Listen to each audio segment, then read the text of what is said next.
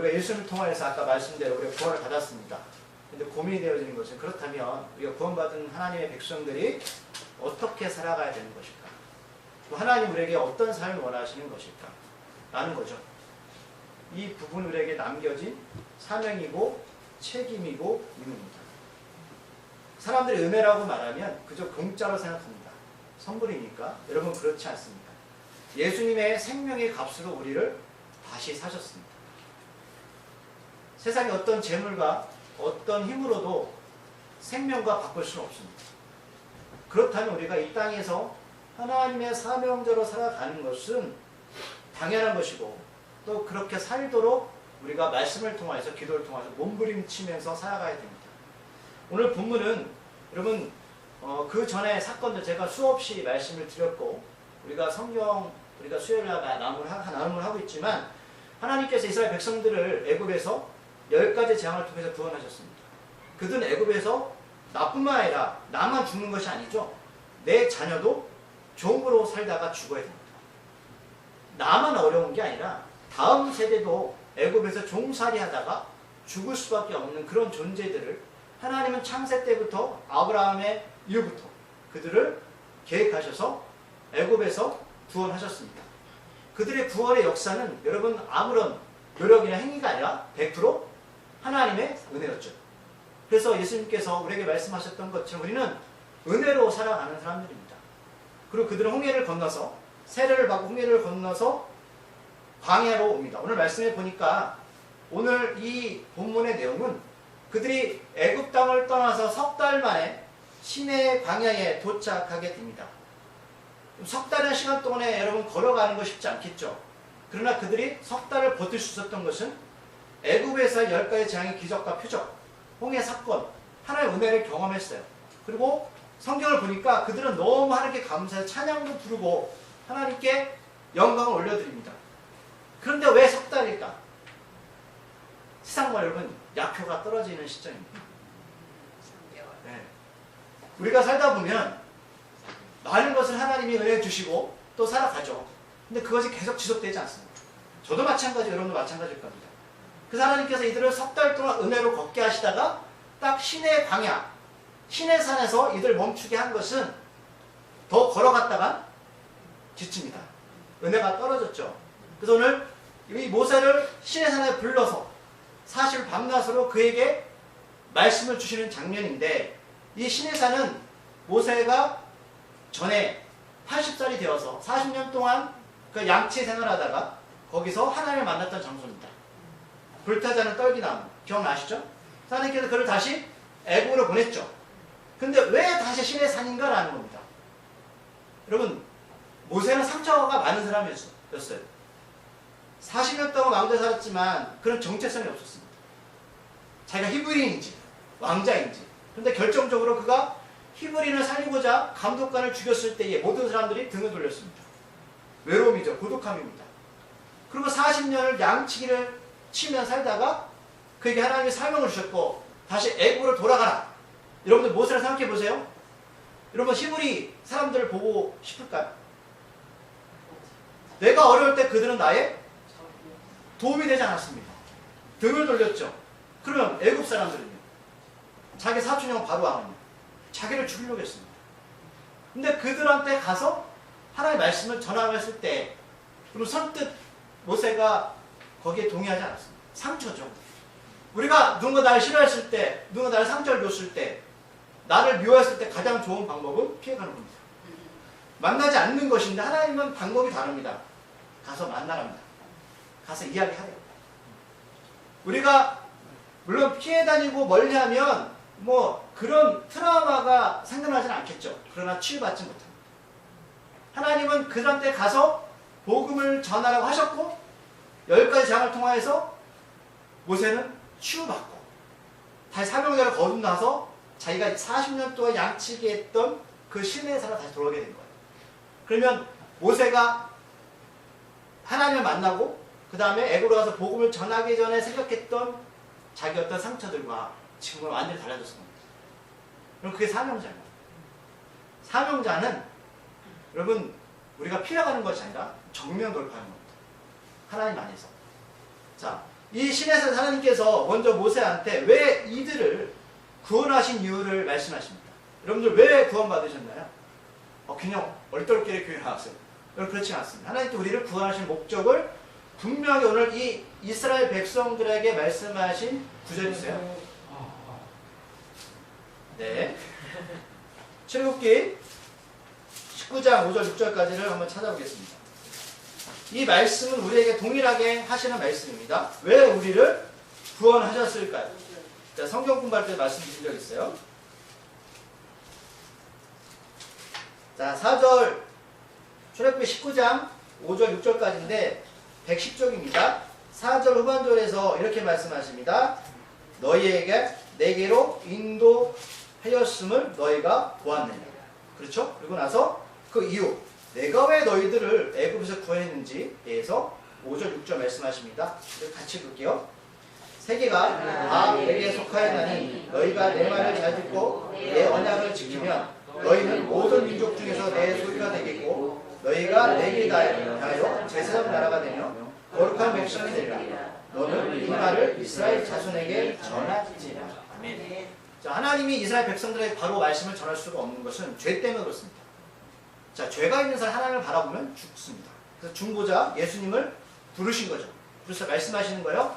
내가 왜 김일중 목사 널 구했는지 알아. 자, 세상은 두 가지 축으로 돌아갑니다. 먼저 사단, 공중권세 잡은 사단의 영역입니다. 그리고 하나님의 영역이 있습니다. 근데 하나님은 이 공중권세 잡은 사단의 영역을 하나님의 나라로 바꾸시기를 원하십니다.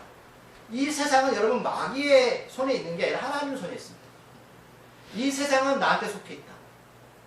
재물, 건강, 권세 모든 거 마찬가지입니다. 그럼 하나님이 안 주시는 것 뿐이죠. 때 되면 주십니다. 이거 준비되어지면 자, 모든 세상은 나한테 속해 있는데 자, 너희가 김일중 목사 내가 내 말을 잘 듣고 내 언약을 지키면 너희는 모든 민족 중에서 내 소유가 되겠고. 자, 첫 번째 뭐냐면 너 은혜로 구원받았지만 하나님은 인격적으로 김일중 목사가 하나님의 소유가 되길 원하십니다. 백성이 되길 원하십니다. 그런데 조건이 있어요. 뭘 하라고요? 말씀을 지켜야 해요. 언약. 은혜로 구원받은 우리가 노력으로 된 게 아니죠. 그냥 지켜만 본 거예요. 하나님은 그렇게 일하셨어요. 예수님 십자가에 죽으시고 부활하셨어요. 우리가 한 게 없습니다. 근데 하나님은 거기서 끝나는 게 아니라 네가 나의 진실한 백성이고 자녀가 되길 원한다. 그러면 뭘 보여줘? 말씀을 지켜라. 내가 너희를 부르신 첫 번째 목적이에요. 두 번째 뭐냐면 그렇게 되었을 때 6절 너희가 내게 대해 하나님에 대하여 제사장 나라가 되며 거룩한 백성이 되리라. 그러면 제사장은 성막 안에서 앞으로 예배를 참관하는 사람이 아닙니다. 예배를 준비하고 예배를 만들어가는 사람입니다. 이건 다른 거죠. 교회 공동체가 여러분 목사가 모든 예배를 주관하는 게 아닙니다. 여러분들은 예배의 참가자가 아니라 예배의 주관자입니다. 제사장은 여러분 세상 가운데 가서 예수를 모르는 사람들한테 제사장 역할을 감당하는 거죠. 예수를 전해야 되는 거죠. 거룩한 백성이 되리라. 내 말을 지켜서 나의 백성이 되고 나의 자녀가 되면 너는 예배자가 되는 거야. 넌 이 말을 이스라엘 자손에게 전해. 이게 내가 너희들을 구원하는 이유야. 라는 말씀을 하시는 겁니다. 이것은 우리에게 동일하게 하시는 말씀이죠. 그렇죠? 우리가 하나님의 거룩한 백성이 된다는 것은 거룩은 하나님께 속한 속성입니다. 아까 우리는 하나님의 형상으로 우리를 만드셨을 때 하나님 영이시기 때문에 보이지 않죠. 하나님의 품성을 갖고 있는데 하나님의 품성은 여러 가지입니다. 치료의 하나님, 승리의 하나님. 하지만 그것을 집약하면 하나님 어떤 분이실까요? 사랑의 하나님. 사랑의 하나님. 하나님의 거룩한 백성이 된다는 것은 우리가 사랑의 사람으로 변화되는 것인데 우리 힘으로 될 수 없으니 우리가 성령을 통해서 예수님께 접붙임 받으면 우리의 열매가 선한 열매로 나타나는 겁니다. 이게 바로 거룩한 백성입니다. 이 두 가지를 우리가 예수님을 통해서 거듭났다면 바로 말씀을 지켜 행해서 예배자의 자리에 서야 되는 것입니다. 하나님의 백성으로 세상에서 인정받는 것입니다. 그래서 요셉이 보디바 집에서 요셉이 감옥에서 이것을 인정받았다는 거예요. 그 어떤 권위나 권력이 아니라 그의 안에서 하나님의 본성이 품성이 나타나졌다는 겁니다. 이것이 바로 우리를 구원하신 이유입니다. 구원의 은혜로 감격하게 구원받았지만 이제 하나님께서 우리에게 말씀하시는 겁니다. 백성답게 살아라. 자녀답게 살아라. 그래서 그리고 바로 이어지는 것이 바로 출애굽기 20장에서 나오는 십계명입니다. 하나님이 구원의 목적을 먼저 말씀하시고 나서 그렇다면 너희가 하나님의 백성으로 어떻게 살 거냐 구체적으로 허락하신 게 바로 십계명입니다. 이스라엘 백성들은 애굽에서 법에 적용받은 적이 한 번도 없습니다. 물론 애굽에 살 때는 애굽법이 있었죠. 하지만 법은 종들에게 적용되지 않습니다. 오직 자유인들에게만 적용받습니다. 법은 있지만 이스라엘 백성들은 애굽에서 법 테두리 안에서 보호받은 적이 없습니다. 여러분 조선시대 보시면 양반과 상놈이 있잖아요. 그럼 어떤 일이 벌어지면 이제 사또한테 가죠. 그럼 사또가 법으로 그들을 판결하지만 종의 편을 듣습니까? 양반의 편을 듭니까? 양반이죠. 왜요? 종은 사람이 아니에요. 종은 어떤 권리를 주장할 수가 없습니다. 법은 있지만 절대로 평등하지가 않습니다. 무슨 말씀이냐면 애굽에 있을 때 이스라엘 백성들은 법이 있었지만 한 번도 자기 권리나 법을 주장할 수 없는 삶을 살았습니다. 그렇다면 하나님께서 이들한테 법을 줬다는 건 무슨 뜻이죠? 자율이다. 그럼 이 법은 세상의 법이 아니라 하늘의 법입니다. 하늘 백성으로서 살아갈 수 있는 권리를 주는 겁니다.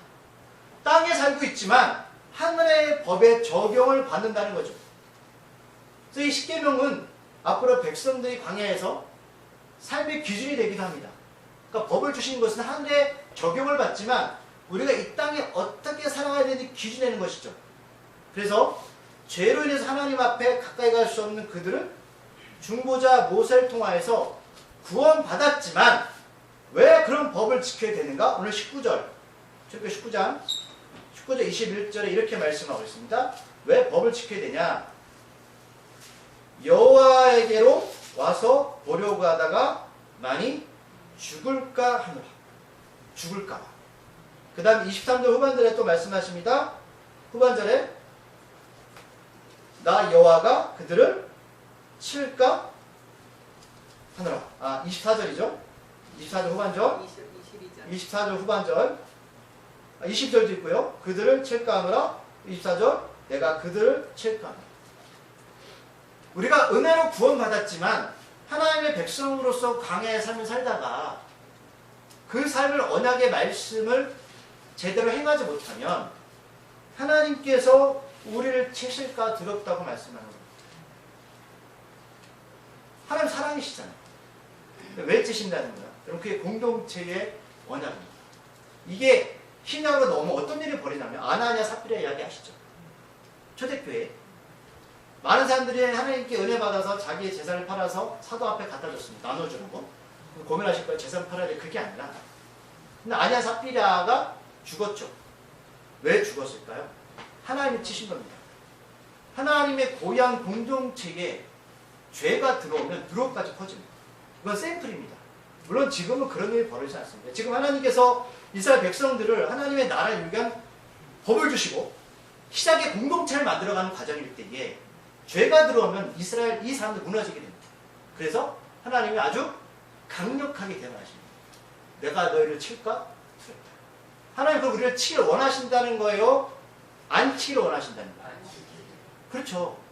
여러분 부모님이 아이를 이렇게 체벌을 할 때 하면 안 되지만 정말 화가 나면 여기 경고하시고 때리세요? 아니면 때리기 싫을 때 너 하면 너 정말 너 맞아? 이 얘기는 무슨 얘기죠? 때리기 싫다. 하지 말라는 얘기잖아요. 똑같은 말씀을 하는 거예요. 하나님은 치기 싫어요. 그러나 하나님의 고유한 온전한 공동체를 이루기 위해서는 어쩔 수 없다라는 말씀입니다. 여러분 제가 겁내지 마세요. 하나님 치신다는 게 아니라 이건 샘플이라고. 하나님 온전한 공동체를 말씀하시는 겁니다. 그래서 십계명은 우리를 정결케 하는 도구잖아요. 그러니까 십계명 보면 답답한 게 우리가 이 법을 지킬 수가 없을 때에 왜 법은 왜 있죠? 말씀드렸지만 우리가 법이 존재하는 이유가 뭐예요? 네, 사람을 때리면 구속할 거라는 거는 우리를 구속시켜서 법을 주는 게 아니죠. 그런 행위만 하지 말라는 소리죠. 알았으면 하지 말라는 거예요. 보호해주기 위해서 법이 있는 것이지 우리를 가둬놓기 위해서 법을 주신 게 아니에요. 십계명도 동일합니다. 우리를 해치기 위해서 치시려고 법을 주신 게 아니라 조심해야 하고 경고 주신 거예요. 알아야죠. 자, 그렇다면 이 법은 우리한테 두려움이냐? 그렇지가 않아요. 착하게 선하게 살 수 없는 존재임을 법을 통해서 배우는 거죠. 그러면 우리한테 필요한 게 뭐예요? 은혜죠. 우리가 법으로는 우리 자신을 깨닫게 되는 거죠. 그래서 예수님을 알게 되는 거잖아요. 자, 말씀을 또 찾아볼게요. 이거 껴놓으시고 마태복음 22장 40절. 제가 몇 번 찾은 적이 있습니다. 마태복음 22장 40절.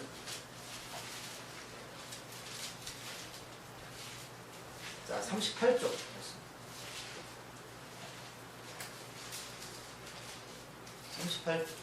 38쪽 신약 마태복음 22장 40절 말씀 읽어볼게요. 이 두 계명이 온 율법과 선자의 강령이라. 율법, 십계명 앞에가 그러면 이 두 계명이 뭐죠? 사랑입니다. 그럼 십계명을 주신 이유가 뭐라고? 우리를 사랑해서입니다. 사랑을 지켜가는 것이 율법이고 약속이죠. 아까 우리 시원이 말했던 거, 질문했던 거. 그럼 에덴 동산에서 선악을 알게 하는 열매를 왜 받으셨을까요? 사랑하셔서. 우리가 다칠까 봐. 하나님 왜 십계명을 주셔서 우리 힘들게 만드나요? 말씀하는 거죠. 약속을 기억해라. 너희는 은혜 없이는 구원받을 수 있는 존재가, 너희는 착하게 살 수 있다 없다? 그걸 깨달으라고 십계명을 주신 거예요. 그럼 은혜 받았으니까 그러면 우리가 법 안 지켜도 살아도 구원 받겠죠. 그런데 하나님 말씀하시는 건 아니, 나는 공동체를 지켜야 돼. 그래서 그 율법을 완전하게 하시려고 오신 존재가 누구십니까? 예수님이세요. 이젠 사람들이 아무리 착하게 살아도 구원받을 수가 없어요. 하나님의 틈을 완전하게 막아버리셨어요. 그 사두개 바리새인들이 그것 때문에 맨날 쩔쩔매죠. 그래서 광야가 말씀이고 광야가 성막 예수님입니다. 지금 이들은 이제 광야 생을 앞두고 있잖아요. 광야 생을 우리 인생처럼. 그래서 말씀을 주신 거예요. 언약을. 광야에서 누굴 만나라? 사랑이신 예수님을 만나라. 이겁니다. 그리고 오늘 본문 20절 말씀 다시 넘어가시면 1절 말씀에서 모세한테 뭐라고 말씀하시냐면 읽어볼게요. 모세가 백성에게 이르되 두려워하지 말라. 하나님이 임하시니 너희를 시험하고 너희를 경외하여 범죄하지 않게 하려 하신다. 왜 말씀을 지키라고? 왜 시험하신다고? 광야에서 하나님을 두려고 떨린 마음으로 섬겨서 죄를 짓지 말아요. 은혜를 통하여서. 그 테스트 하시지. 교회 공동체를, 하나님 나라를 온전하게 만드시려고. 우리를 미워서 그러신 것이 아니. 말씀하시잖아요. 모세가 백성에게 이르되 두려워하지 말라. 하나님이 일하시면 너희들을 해치려고 하는 게 아니라 너희들을 살리려고.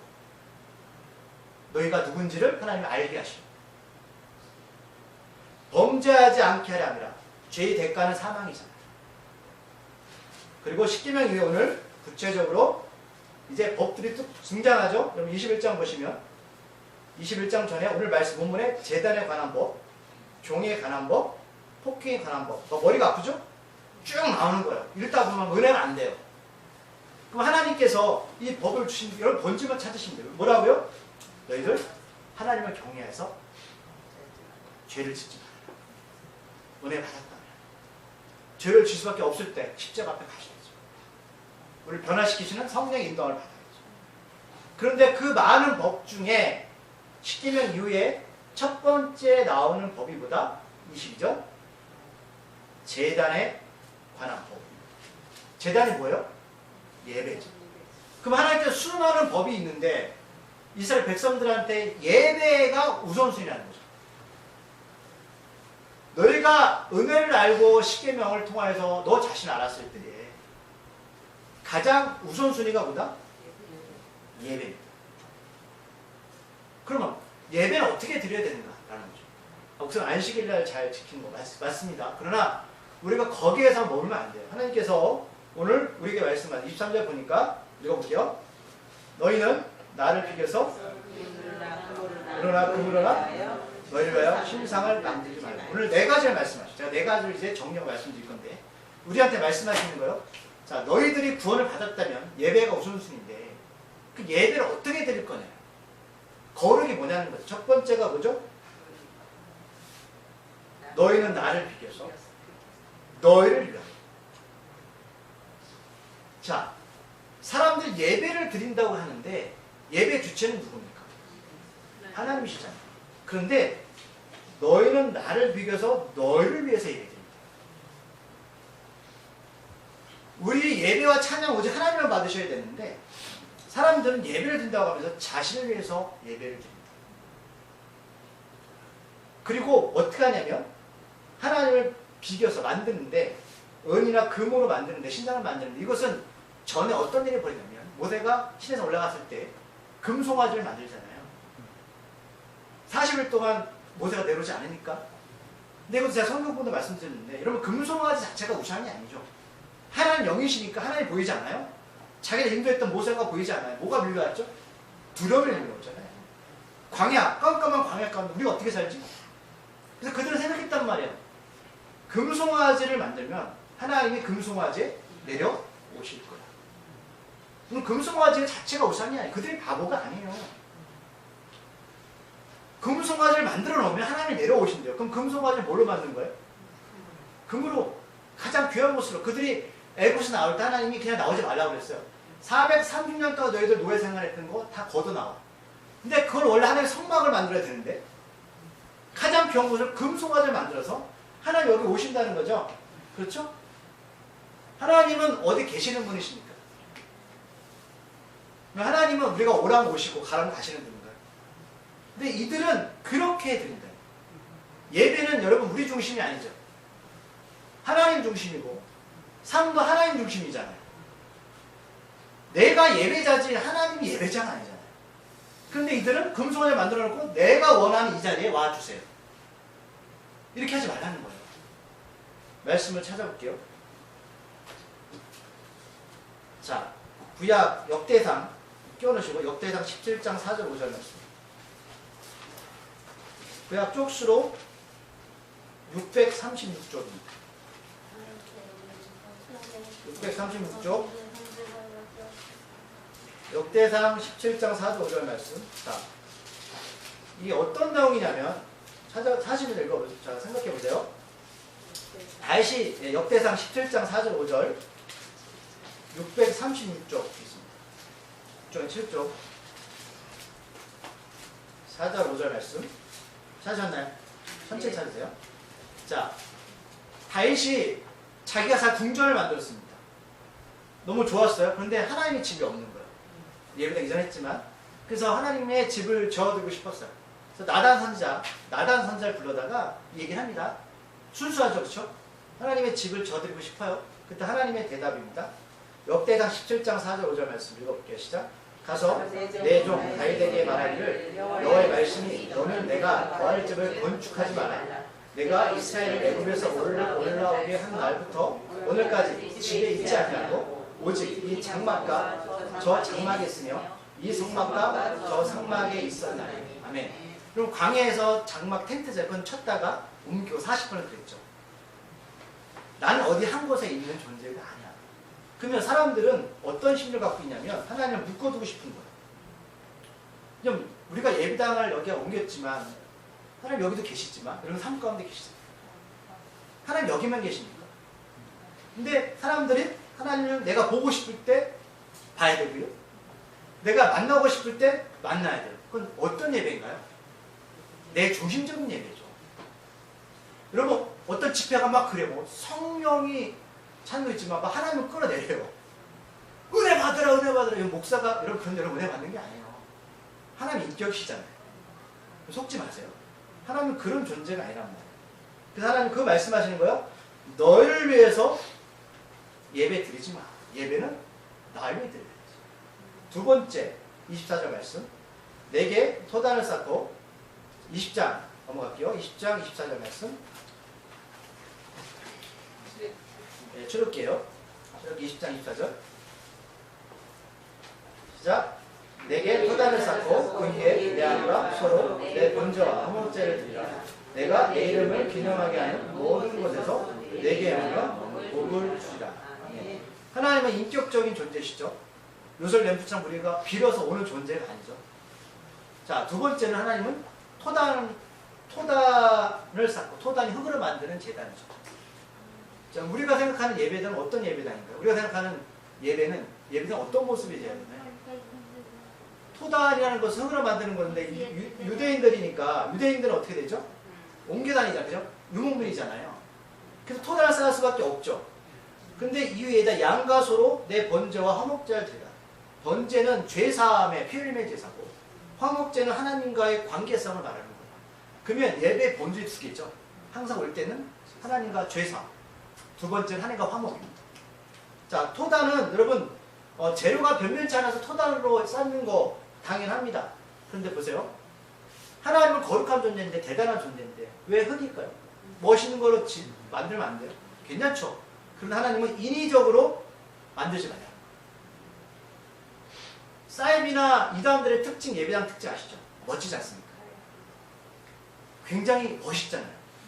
싫다는 하나님은 그런 인위적인 재단과 구별하시겠다.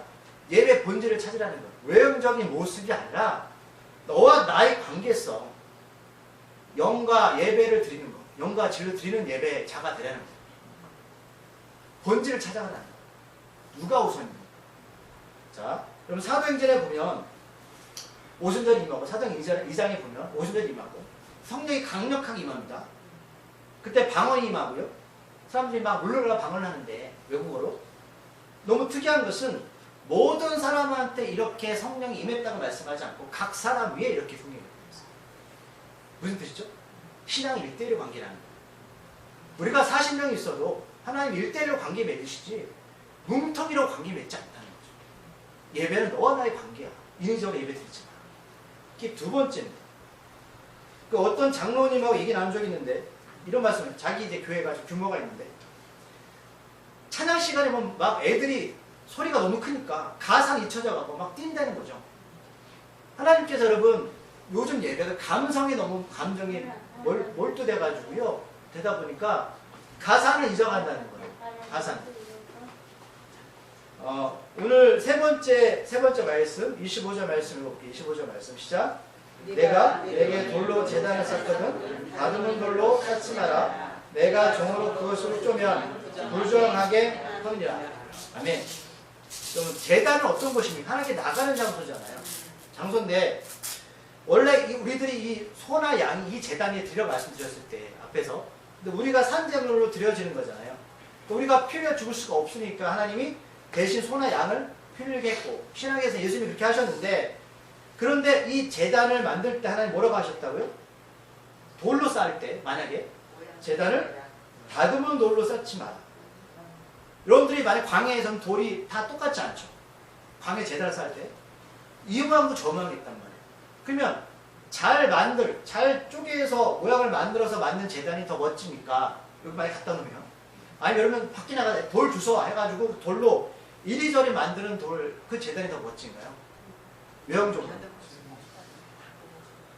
다듬어진 돌이 이쁘지 않나요? 그럼 이 돌이 누구인지 아세요? 우리예요. 제단에 우리가 원래 드려줘야 되는 거잖아요. 하나님은 소나 양 대신 드리는 거잖아요.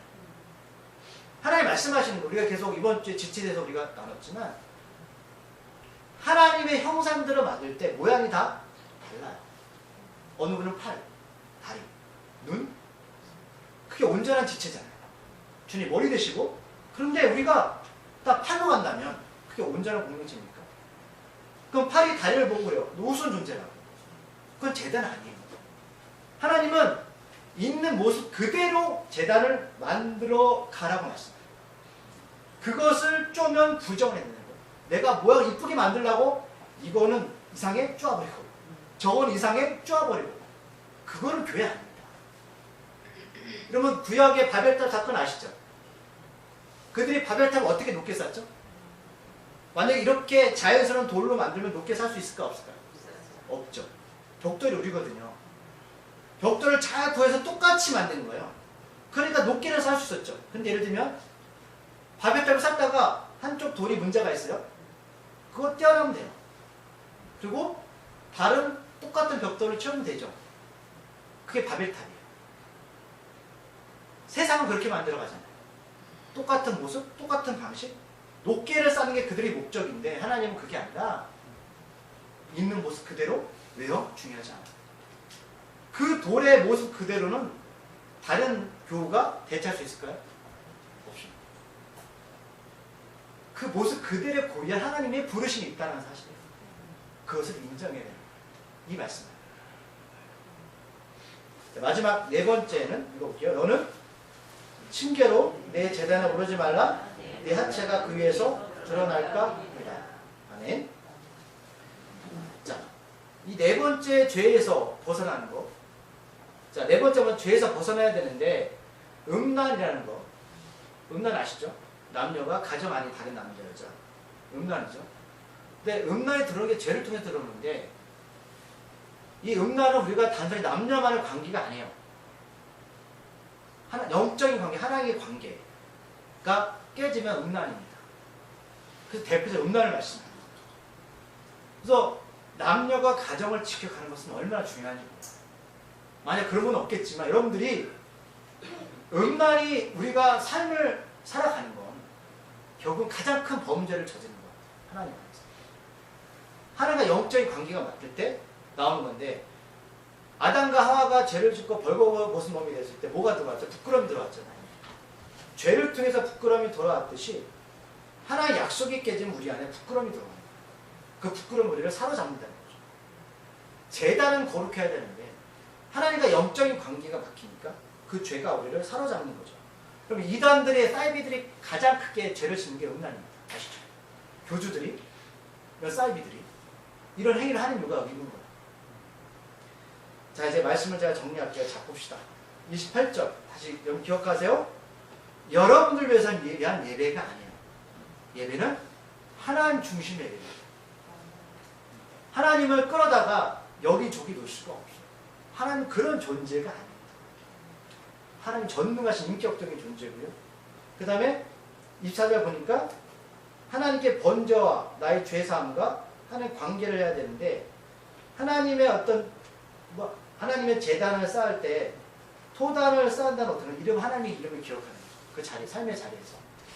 세 번째는 여러분 제단을 우리 공동 우리가 여러분 성령의 안에서 우리가 교회죠. 교회가 누가 누구를 보면 부족하고 누구를 보면 여러분 뭐 마음에 안 들 때 있을 거예요. 그러나 하나님은 그 모양대로 부르셔서 온전하게 만드시는 게 하나님의 부르심의 이유입니다. 우리는 벽돌이 아니에요. 만약에 벽돌로 만들었잖아요. 내가 벽돌이 될 수 있어요. 나를 빼서 버릴 수 있어요. 여러분 다 귀한 존재들이세요. 그리고 마지막으로 하나님과의 관계성. 음란에 빠져들지 않아요. 하나님 관계가 죄가 그렇게 들어오는 거예요. 이 네 가지가 오는데 22절에 이렇게 말씀하세요. 내가 하늘로부터 너에게 말하는 것을 너희 스스로 얻어라. 이 말씀은 하늘로부터 온 거예요. 이 예배당은 말씀드렸지만 하늘의 예배당의 그림자입니다. 예수님이 베드로한테 내가 너에게 음부를 이길 지옥을 이길 열쇠를 주겠다고 말씀하셨습니다. 우리는 이제 영원히 죽고 영원히 하나님 나라 가면 온전한 장막에 들어갈 거예요. 그날에서 하나님께 영원한 예배를 드릴 겁니다.